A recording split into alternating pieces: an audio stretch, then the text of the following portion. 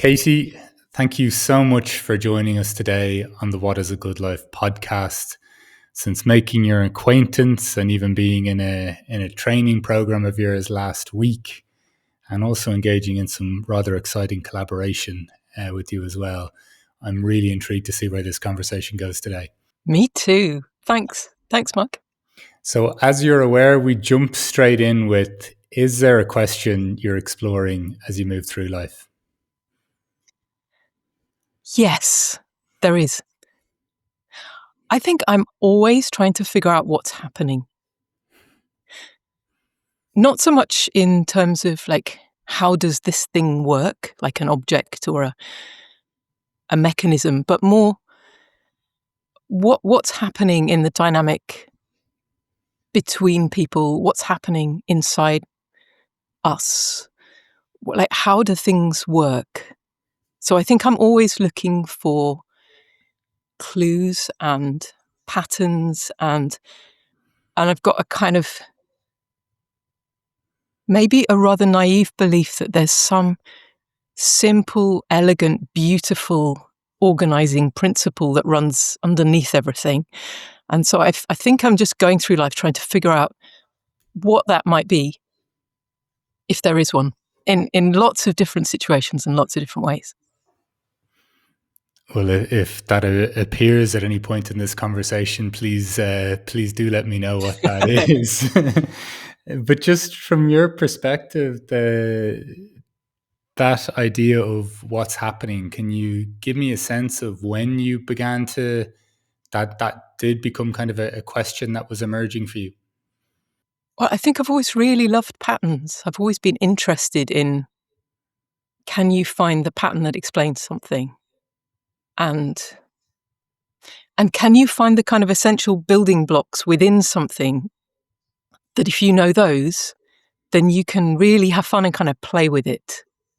So they might be concepts, they might be rules, they might be specific skills that you need. But I think I was probably doing it when I was a kid. But I know that when I was about 20, I just dropped out of university, wasn't having a very good time, and I left university. And in order to try and pay my bills, I was doing some music teaching with kids. And something I noticed was that these kids had to pass a particular type of music theory exam in order to be able to progress. And lots of the kids that I was teaching really didn't like it. They didn't like the way that you had to learn music theory because it was black and white pages of exercises and lots of Italian vocabulary that you needed to learn. And doing that especially with quite young children, it was really hard to find a way of making that feel fun and engaging and relevant. So it occurred to me that if I could find the basic principles that they needed to know, then I could turn it into something that would be more entertaining for them to learn about. So I kind of did a quick, in-depth course for myself in music theory. So I felt like I was really competent to do it. And then I turned them into, I turned all the stuff you needed to learn into puzzles and games that were fun to do with children. And I got a publishing contract and published a load of books, and kind of amazing. I mean, that was 30 years ago now, and they're still in print. So I think there was something about that. Can we find the simple principles and make them playful and make them feel more relevant and relatable? That was something I was interested in doing back then, but I've definitely done it kind of always in lots of different ways, and I do it now. Can you talk to me about the kind of distinction of that question in terms of the dynamic between people and then also the reflecting of it of within ourselves as well? Honestly, I think I've always been really bewildered by how people work. And I've also been quite bewildered about how I work, because the things that I've been aware of that I felt were true often didn't seem to fit with the outside world. So So to give an example of what I mean by that, when I was 12, I became strangely, mysteriously, suddenly very ill. So ill that I couldn't go to school for 6 months. And I had very specific symptoms going on, which were really debilitating. But I got taken from one doctor and specialist to the next, and nobody could find out what was wrong with me. So eventually, everybody came to the conclusion that I was imagining it. Interestingly, that same pattern of experience that I had back then, which is now 40 years ago, has followed me throughout my life. And I've been saying exactly the same things about what it's like to be me and my experience all the way through those 40 years, particularly at times when things have been a bit tough and they've come to the surface more. And just in the last few weeks, I've been diagnosed as being autistic. And suddenly, all of those things make sense. But so I guess maybe I haven't been quite so mystified by myself, because I have very consistently been saying certain things. But it's been a problem for me to figure out how to communicate that in a way that made sense to anybody else or sounded believable, really. And just on the subject of, like, with other people, I thought I was really good with people. I've worked with people all my life. I kind of thought that was a strong point, but I'm beginning to realize that that I know way, way less than I thought I did. And I'm beginning to realize also that probably the reason why I've spent the last 10 years of my life obsessively trying to understand the human experience may be because I don't have as intuitive a grasp of what it means to be a human with other humans in this particular world as perhaps some other people do.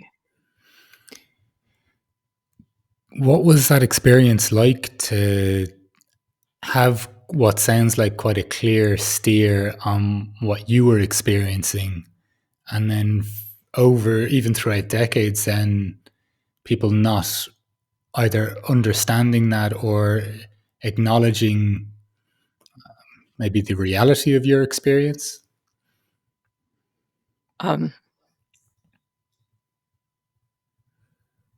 Honestly, I'm really grateful that I'm still here. I don't mean to be melodramatic about it, but it's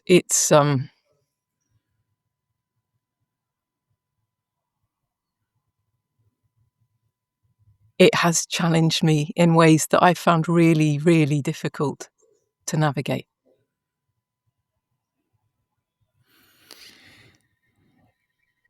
The fascination you've had over the last 10 years in terms of, really trying to make sense of this world and this existence, where do you get a sense that has taken you?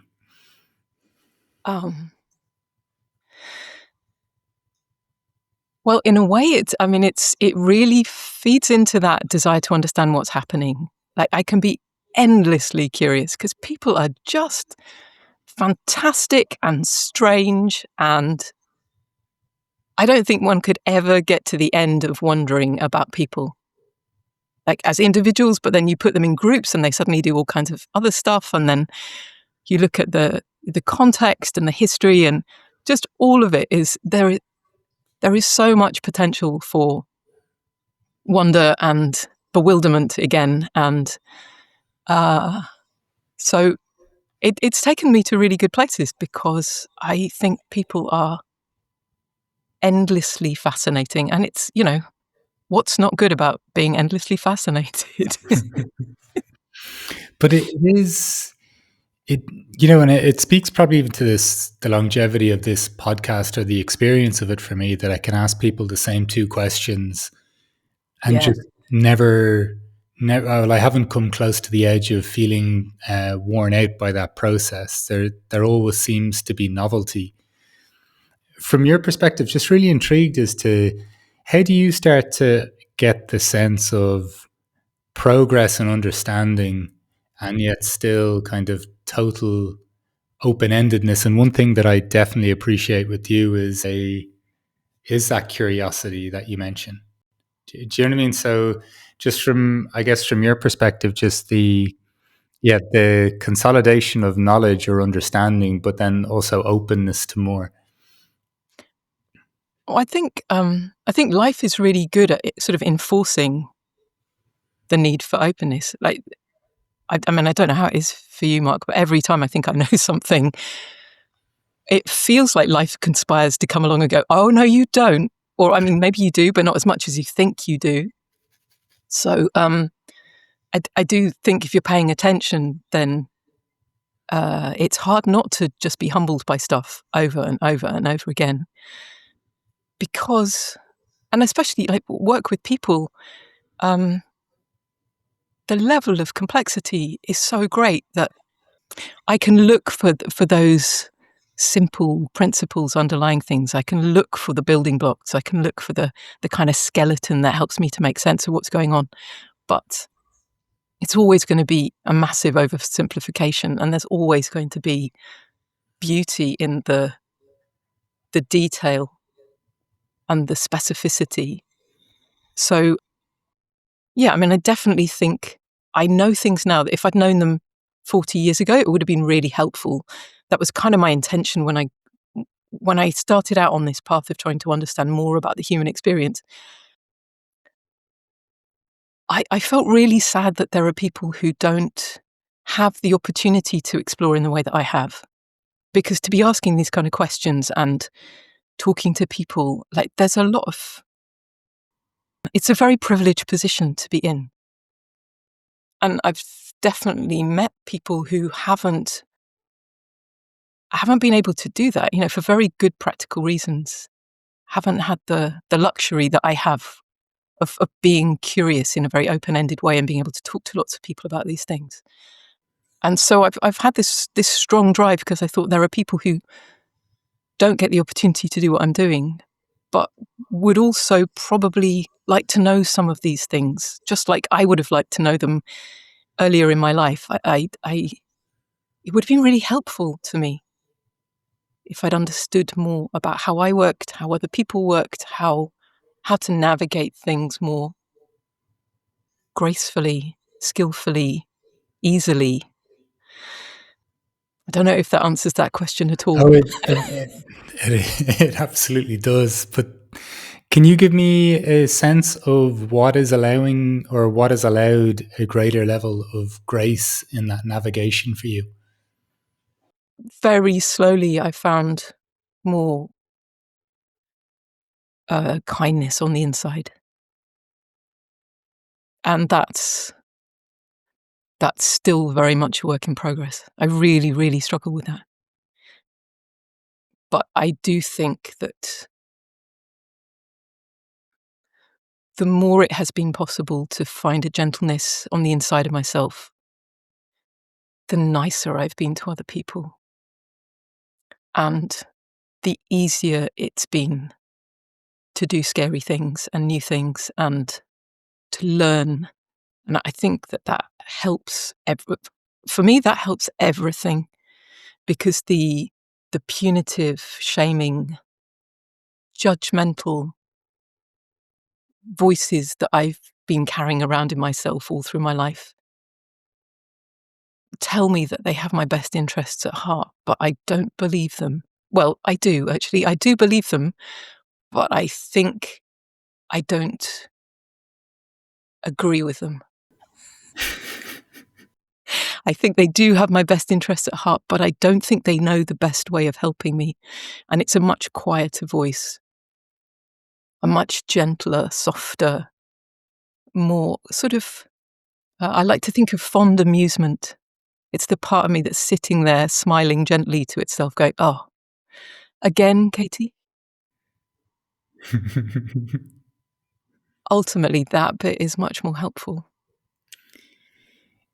If you're to just consider that, what do you, and I'll try and think of this myself as well, I guess, but what do you sense opens a door for even the beginnings of that? for me, it was being able to step outside of myself and find a way to see myself as other, I think. So there's a lot of evidence around the idea that when we talk to ourselves as if we were talking to someone that we really cared about, we tend to give better advice. We tend to have greater clarity and objectivity. So anything that kind of separates me from being inside the eye that I think I am, and enables me to look on from outside and think, oh, look at her. There she is, trying really, really hard, making a terrible idiot of herself yet again. Then I suddenly, I feel some sort of compassion. It's like, oh, go help her. She could do with it. When I'm on the inside, it's just, you should know better. It's all kind of tight and defensive and aggressive at the same time. It's all of that knotted up stuff. But the minute I step outside and I look at myself being human, doing human stuff, then it gets a bit easier. Yeah, I think it's really interesting though, both that role of being able to look outside of ourselves and then the engagement with other people. I know obviously you had around the time of COVID in terms of just lots of group conversations, but interviews with people as well. I'd know, even whether it's this podcast or just meaningful conversations in general, I find it such a big help just to hear how most people find the experience of being human. do you know what I mean? And just like, oh, wow, this person that I really respect is so elegant and exquisite in this area of their life, and they're a complete shambles in this area. do you know? And so am I. Like, do you know what I mean? Yeah. And it's kind of it's an interesting thing to be able to see others or see ourselves as we generally kind of just the lightness in which we see others. Yeah. Yeah, because those things can be lovable in others. It's often harder to feel the love for the frailties and the quirks in ourselves, I think. But yes, when you talk to lots of people and you get past the kind of conversation where everybody's trying to be who they think they ought to be, and into the kind of conversation where your shoulders drop and you can start to breathe a bit more deeply, then rarely does it not bring some sort of comfort, I think. And I think I've spent my whole life longing to be in that space with other people. My whole life longing to be able to say all of the things like, oh, I'm at this party, but am I wearing the wrong thing? Did I just say something that was inappropriate? Do you really want to go and talk to someone else? Like, there's all sorts of stuff. I've just spent my life wanting to say, could we just say it? Could you just tell me what you think? And could I be honest and not try and squeeze myself into something when I don't even know what I'm trying to squeeze myself into? I'm just picking up clues that may be inaccurate. I've had this deep, deep desire to kind of push all of that stuff aside and just say, could we just say, and could that be all right? And could you tell me if you find me really annoying and why? And then it might be that I don't want to be annoying like that, but I didn't know that I was. And I'd love it if you could tell me those things rather than just being polite and then going away and muttering. Could we get rid of all of that stuff? So I'm really interested in how we can create the kind of spaces where people can let go of as much of that as possible. It's not about kind of dumping everything on other people. It's not like we have to say everything we ever thought. It's just, I know we've talked before, and I've heard you talk about it before, this idea that we are just fundamentally okay. And could we come from that place? and be honest with each other. It doesn't sound like such a big thing, but it feels like it. And the thing I'm fascinated by it is, as far-fetched as that might sound to some people, I'm always perplexed by the present situation of let's all go around pretending that the experience is something that it isn't. Like even that just drains me. Like when you talked about the kind of feeling you fall into in a conversation, like a relaxation, a dropping of the shoulders. For me, it would even be like a kind of a releasing of a sigh or a letting go of a breath. And I'm really intrigued. Are there moments that stand out for you in your life where you came into contact with that? I think I'm getting bolder about trying to be that way and see if people respond. I was thinking of a recent conversation that we had, Mark, where we talked about all kinds of really tough stuff. And then because I know you and I trust you, at the end of that, I could say, hey, are we good? We just talked about really hard things and I said things which might have been quite objectionable. Are we good? And you're like, oh, yeah, we're good. Yeah. I feel like maybe that happens one relationship at a time. And for me, the friendships, the relationships where that is possible are such a gift. They're just such a wonderful space in my life where I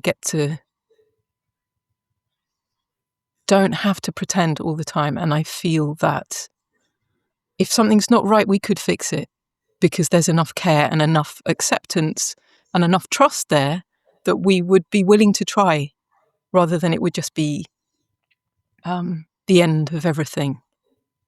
So I think that's the case. But also, I've spent a lot of my life working as a musician, and I think I've always let myself go into that very unguarded space when I was playing in front of people.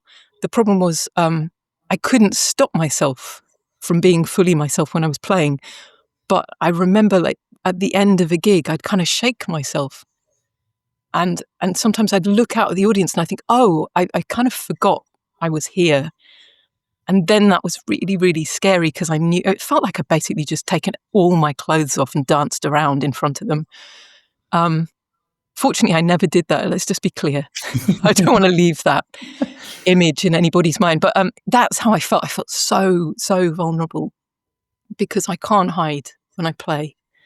But then I didn't know how to come back into this world where I feel like we sort of need to quite a lot of the time. That experience of playing music almost sounded like pure freedom to me. It just really intrigued. Could you expand more upon just even that experience, if any particular moment comes to mind? Well, it's probably not surprising that the genre that I kind of gravitated towards was jazz. So if, I open by saying that I'm always really interested in the underlying structure and building blocks of things. And the reason I love playing jazz and listening to jazz so much is, generally speaking, there are very clear rules about what you do and how you do it. But within that, there's this enormous possibility. So if you understand the conventions of a particular type of jazz, for example, and you have an understanding of harmony or you've learnt some of the repertoire, then you can go anywhere and you can play with anyone. Even if you don't speak the same language, you can start playing a tune, people will join in with you, and you can play in a way that means that people listening wouldn't know that you hadn't rehearsed it. The kind of underlying conventions and rules and principles are so strong that it gives you this enormous freedom. And so I definitely have felt that most improvising with other people, because you have to be completely in the moment with them, because somebody does something you didn't expect and you want to move with them Or maybe you want to resist that, maybe you want to push back against it and make a counter statement, but you have to be listening and you have to be present. And time changes shape. And I used to find it was really tricky because often I'd get to the end of a gig and I'd feel like I'd completely fallen in love with all the people I was playing with because of that openness and that presence. And I find it very similar, actually, like when you have, like if you interview someone, I often have that same feeling. It's almost like kind of being in love with them because you've allowed yourself to really open up and you've really wanted to know who they were. And it's just so beautiful. There's something there that just sounds so alive, and the word that's coming to my mind is responsive. Mm, That seems to map quite neatly, as you've kind of already alluded to, into the space of conversation yeah. and the implications of if you're listening and you're present and you're responding attentively to a human. I often experience a sense of love in conversations, and I've experienced it even with like middle-aged men that I've never chatted with before, whether in the podcast or on a random Zoom. Yeah. So I do think it really falls into this vast sense of possibility. Could you? There's a number of things you've said that I've wanted to loop back to at different times, but just in terms of this idea that's emerged again around kind of concrete principles, it almost sounds like a beautiful tension or contradiction, like really have the basics or an awareness of something solid to almost let go, where there's a freedom that it can just be adaptable in any ways. Can you just talk me through that, the significance of that for you? I guess it's the, people often talk about the value of constraints in terms of creativity. And maybe it's similar to what I was saying about when you trust someone enough to be able to really relax with them. Maybe it's a similar thing. So when I'm talking about the fact that in conversation with you, there is a level of trust that enables me to be very free because I feel like we're going to be able to kind of, there's something that's holding it safe that can be referred back to. And that would be similar for me, like in a musical form where we all know that we're using the chord structure of a particular song, for example. That holds us safe, which means that one of us could play something that is completely contradictory. So I could be playing, you know, for want of a better example, I could be playing the chords for Happy Birthday. And you could think, hey, what I want to do is make a really bold statement where nothing I play sounds anything like Happy Birthday. It sounds really dissonant and there's no reference point. And that could work because there's something we're both actually referencing. And it creates a particular tension, but we know how to resolve it because there is something that you can resolve back to. And interestingly, I started writing music when I was quite small, when I was probably about 7 or 8, I think. And from the very earliest things I've ever written, I've always had this absolute fascination with music where there is some repeating element. It might be a single note that is just like held or repeated, or it might be a particular pattern that just is always present or always kind of referred back to. And I still do it now. I'm still obsessed with that. And I think what it is that gives me a sense of home. So for as long as I keep playing that note, I can play the most outrageous things with it. I can make it feel horrible. I can take myself or anyone listening to me on a journey that evokes all kinds of things that might take me so far away from that. And I know how to come home. And I think it all fits, but I've never really tried explaining it before. What's the experience like of home within that context for you? Like when I come home to a Yeah. note. Yeah. Oh, it's like everything I've ever wanted. Yeah. It's that thing that you talk about that, oh, yeah, I am okay. What a what a beautiful sentiment to experience through an inquiry or an exploration, for that to be a consequence of it. You mentioned a series of things earlier, which I felt quite an emotional response to, just in terms of, could we just be at a party together and say the things that we're saying, thinking, and just almost lamenting the performance of it all as such.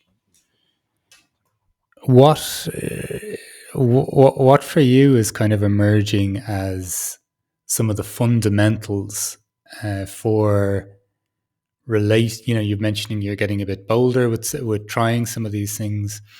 What are emerging as some of the fundamentals for creating scenarios where that type of relating that you're alluding to is possible? Um, well, for example, I think in like I often run online gatherings of different kinds of conversations, and I find that there's a very big difference between a conversation that starts with people telling you who they are in terms of their professional identity, or their identity generally in terms of how we talk about it, compared with, like, I'll often at the beginning of a call say, can you tell us one tiny thing about you as a human being that might give other people a sense of who they're meeting? And sometimes people will talk about how much they love their dog, or they'll talk about an ornament that's on their desk, or a picture that their child drew, or the fact that they've just had a really awful meeting and they're struggling to feel like they've landed in this one, or I don't know, could be a million and one things. And some people will immediately go to something that feels very open, and some people will not be so inclined to do that. And it's fine. But if the difference in quality of connection, I find within the first 5 minutes, let's say, of a group of people who don't know each other meeting, when you invite them to show you the human rather than the um, the usual identity, I find it's very noticeable to me.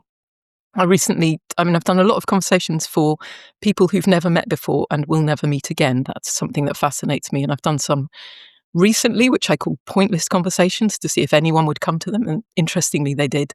But I also, back in 2020, I did a lot of conversations for people who just wanted to chat to somebody, and there were small groups. And it felt to me as if there was this longing, actually, for the human type of connection. And also, for some people, if you start a conversation with the "what do you do?", that's okay for them because they do something that sounds impressive. But there are tons of us. I remember when my children were tiny and I was caring for a parent with dementia, and people said, "What do you do?"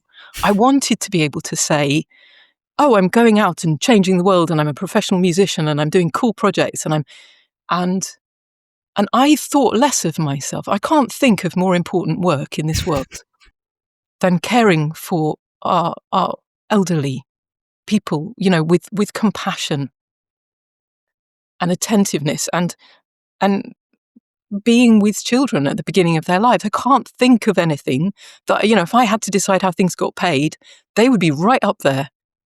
Um, and I would treat myself as if that meant nothing.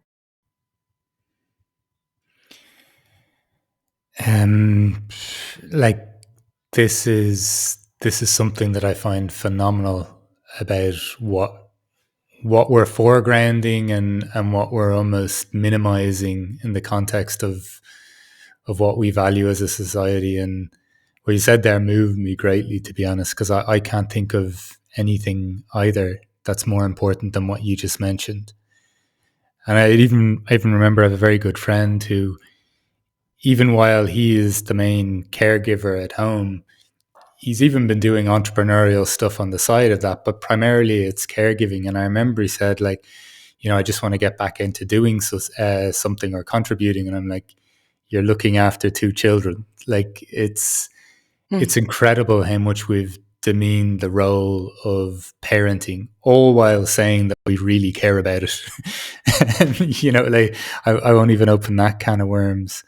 But that longing and that yearning that you speak to, I'm also, and this is probably why we are, collaborating on different things or talking as much as we do about these ideas. I think that's deeply felt at this point. Like, I think there's this something in us that we've moved so far away from it that its absence has reminded us of just how significantly nourishing and essential this is to life. And I think you've touched on so many of the identity markers that we would become normal to express, to share ourselves with other people as, are so separating. And while we think we may be building rapport or contact, I think we're actually stopping from source what could actually turn into a natural conversation. For you, are there other areas in which, or other things you've found through your conversations that feel particularly telling in terms of cultivating or revealing some of that connection?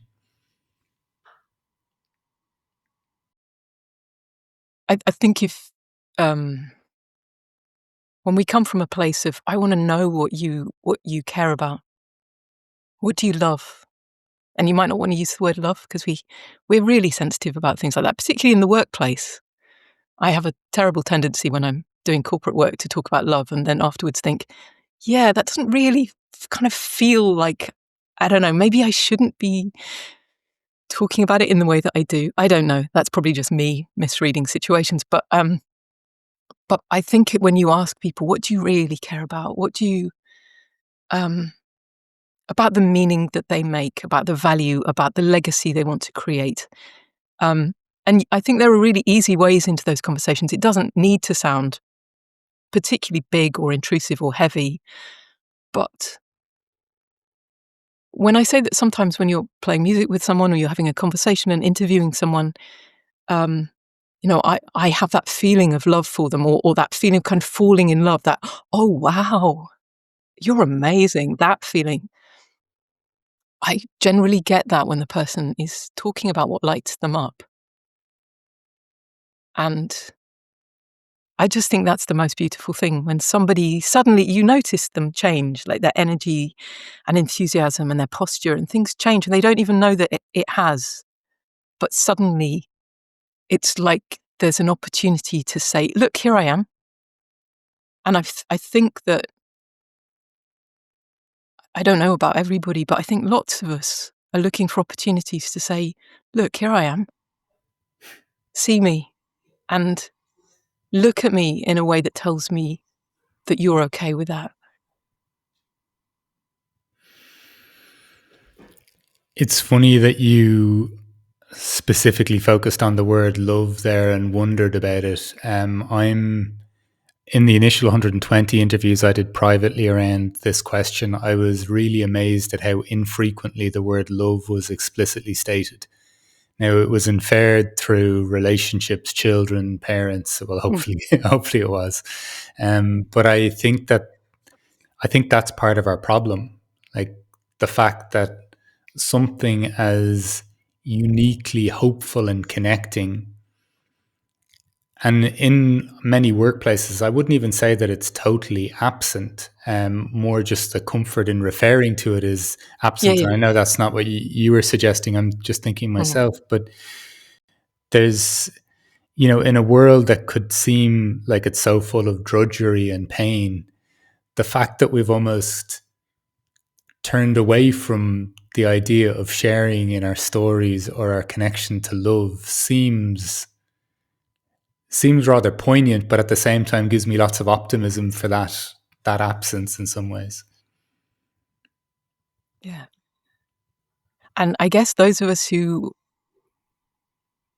aren't too worried about making a fool of ourselves can just go and say those things.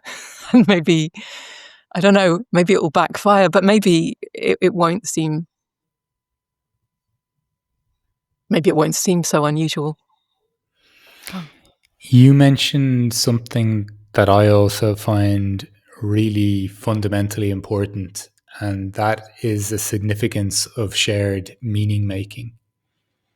From your perspective, could you just touch on that and what you're referring to from your perspective? Yeah, let me come in at a slightly different route. So, when I talk about this fascination with kind of patterns and structures and whatever, I've also from when I was a teenager, I've been fascinated by how people learn. Really, really interested in what enables us to learn effectively and how different people learn and like what's going on there, which is why I was interested in writing this series of books using cartoons and puzzles to help kids learn music. I've done a lot of different things in my life exploring what it takes for learning to happen. And I think there are some types of spaces and opportunities which are rich in terms of potential for learning, where um, people can let their guard down and feel safe enough to let new things in, where wondering and curiosity and space for sense making and all of that stuff are kind of built in rather than things that you have to fight for, and where people can listen to one another and make sense of things together. Because I'm very aware, as someone who's done quite a lot of different types of teaching over the years, that I explain things in a way that makes sense to me. But it's very obvious that not everybody works like I do. And that's not always a good fit. But when there's a space where I can talk about how I see things and how I'm making sense of things, and other people can talk about that, and we can tell stories and we can ask questions and we can explore and experiment together, then I'm pretty sure that all of us can make some meaning and take away insights and have learnt something that feels useful because it's something we do together. It's not something you do at people, although that is often what we think of in terms of the way information is kind of conveyed and transmitted. But the meaning making, I think, comes from, it takes a respect for the fact that between us we are creating this beautifully multifaceted environment. When I share how I see things, I share my story, my experience. I ask a question of you. You tell me about yours. We notice how it's different. We explore, and then you kind of scale that up with more people. When people feel safe enough and attentive enough and interested enough to be in that kind of a space, then I I think it's inevitable that really good stuff is going to come out of it. To me, as you're speaking, it sounds like the building up of depth. And, earlier when you mentioned the sense of somebody really seeing you, without this, without the nuance that you're referring to, I often get the sense that that's why we don't feel seen. Like we kind of put out this very thin story about who we are and what we believe in, and even our values are reduced to just one word, and the way you're describing it there, I think it sounds like part of the mechanism through which we can be truly seen. And when that occurs, I think it's like not to get too mystical or something like that, but I really think it's got like this. It has this magical quality to the shared space or experience or the space between us, like very few things can actually create. Yeah. And I think there's something fundamental underneath that, which I feel really, really strongly about. And I have a suspicion that you might do too, but it's this idea that we all are bringing something really important. It's what gets lost when we identify ourselves by our profession or our title, or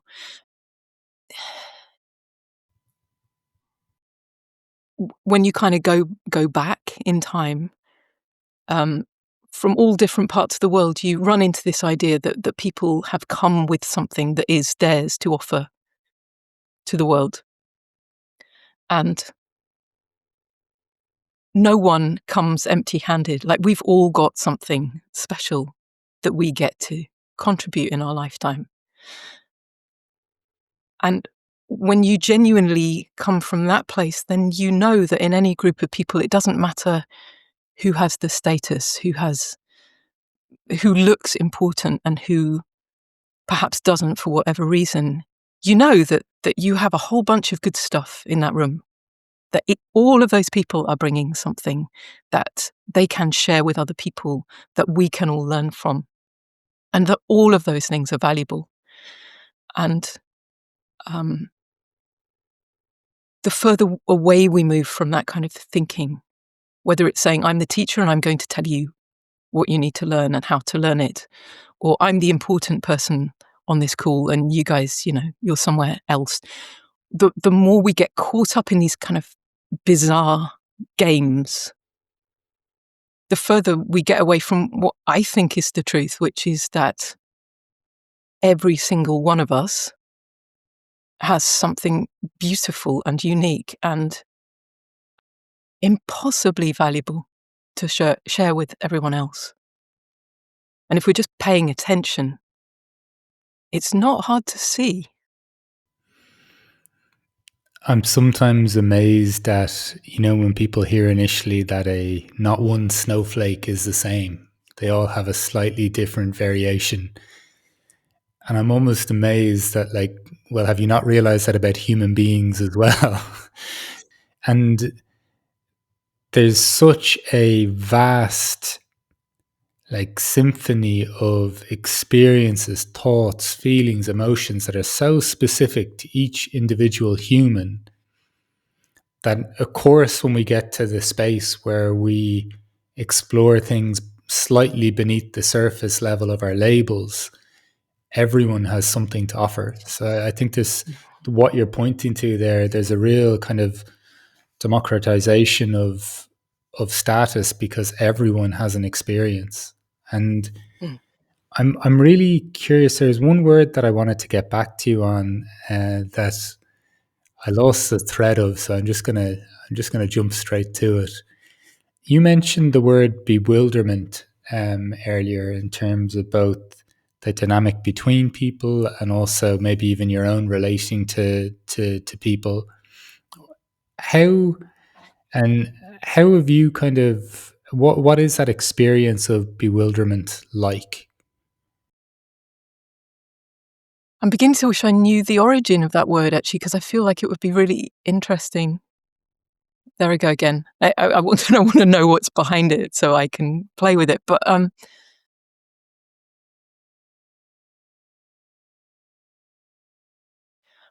well, for me, it's a kind of, but why?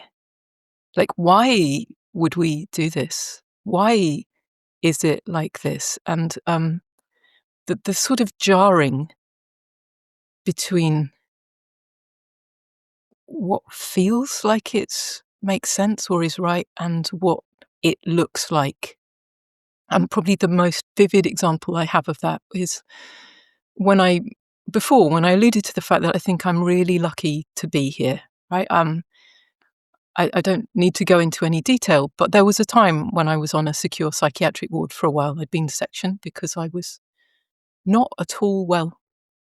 Um, And now looking back, I can see why I was not at all well, because I was not having a good time understanding how to fit in here.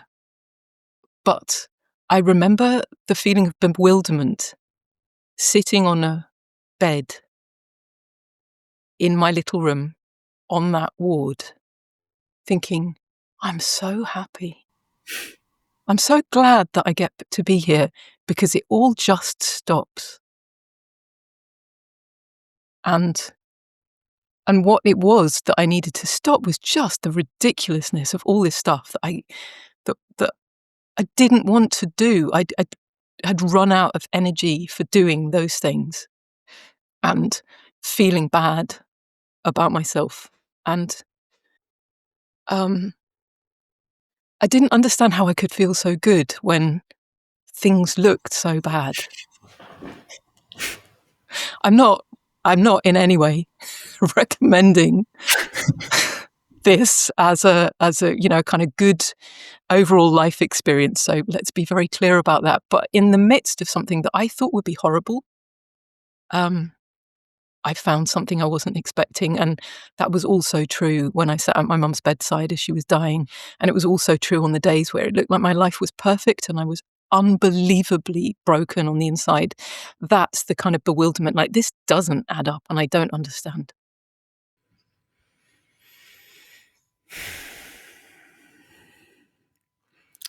I think that's utterly beautiful, to be honest, those three examples. And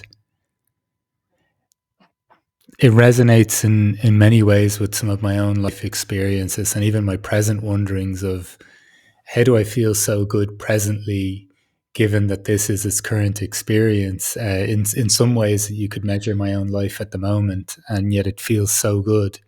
And I think rather than this being something that we need to conform back to, I think there's almost like perhaps a greater sharing of it might lead us to break out of things that maybe collectively we're all feeling, but haven't even either got to the point of naming or sharing at this point in life. Because what you just said there, I think, just makes me feel deeply human and alive.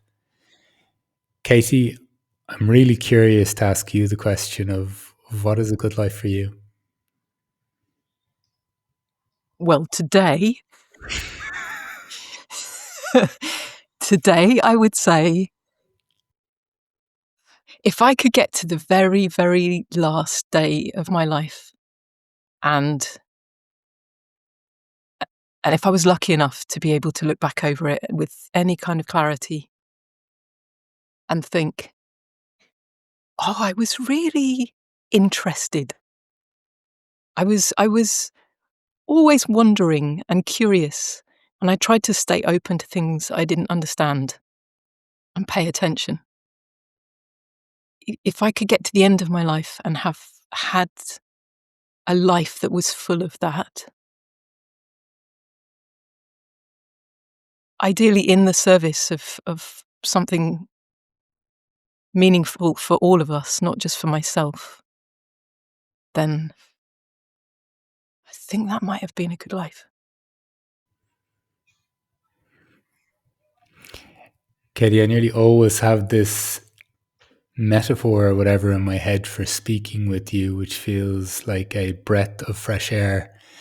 It continues to be the case. I absolutely delighted in that conversation. So thank you so much for joining us on the What is a Good Life podcast today.